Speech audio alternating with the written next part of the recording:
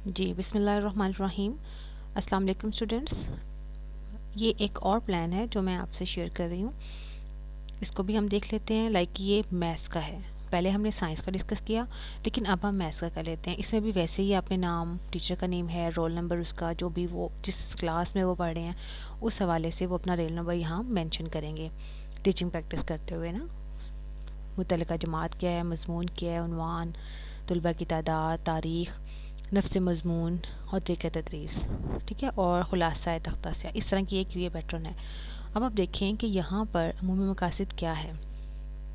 ہمارا جو ٹاپک تھا وہ اصل میں یہ ہے، مضمون ہمارا میتھس ہے، یہاں میتھ آئے گا اور میتھ کے ساتھ یہاں پہ میتھ میں الجبرا، اور یہ ہم ٹاپک جو ہے وہ سولو کر رہے ہیں۔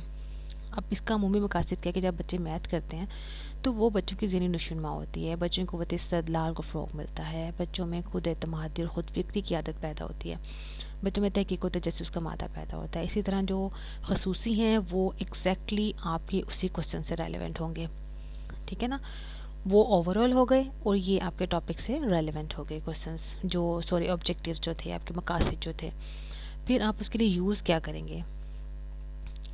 بک یوز کریں گے، آپ کا کمرہ ہے، تختہ سیاہ، چارٹ، ڈسٹر، پوائنٹر وغیرہ وٹ ایور جو آپ اس کے لیے یوز کر سکتے ہیں، کیونکہ یہ تو الجبرا ہے، اس میں بہت سی دوسری چیزیں جو ہیں وہ بہت کم استعمال ہوتی ہیں۔ صاحب کا تجربات کا جائزہ جب لینا ہے تو اس میں ہم یہ دیکھیں گے، بچوں سے توقع رکھنی ہے کہ وہ الجبرا میں اعداد کی جمع، تفریق، ضرب اور تقسیم کا عمل جانتے ہیں، اور بچے اساس اور قوت نما کے بارے میں بھی جانتے ہیں۔ یہ کیونکہ انہوں نے جو سارا الجبرا ہے وہ پریویس کلاسز میں بھی پڑھا ہوتا ہے 9 سے پہلے بھی، تو ان سب چیزوں کو جاننے کے لیے نا ہم ان سے ان سب چیزوں کے بارے میں پوچھ سکتے ہیں۔ جمع، تفریق، ضرب، تقسیم جو الجبرا میں اعداد کے حوالے سے یوز ہوتی ہے۔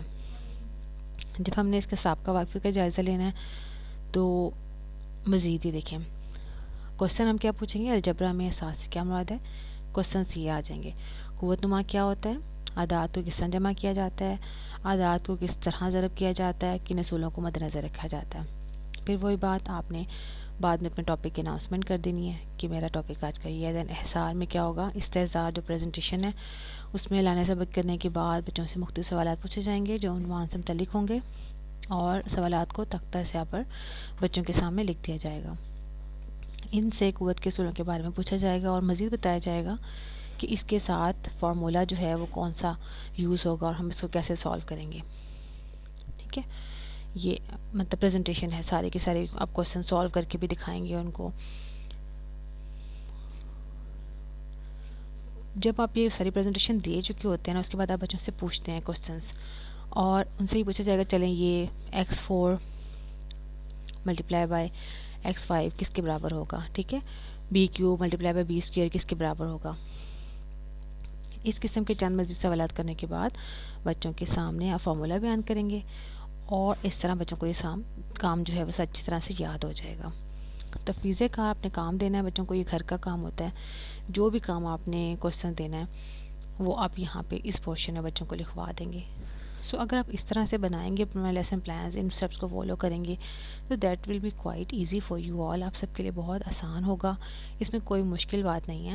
آپ نے آبجیکٹیو سیٹ کرنے ہیں، آبجیکٹیوز کے بعد اپنا پریویس نالج لیں، وہ اس ٹاپک کے بارے میں بچوں کی انڈرسٹینڈنگ کو چیک کرنا ہے، پھر آپ اپنا ٹاپک بتائیں، اس کو پریزنٹ کریں، بعد میں اس کا جائزہ لیں، کوسچن پوچھیں بچوں سے، انہیں ہوم ورک دے دیں۔ سو this was all, I hope کہ یہ آپ سب کے لیے بہت فائدہ مند ہوگا۔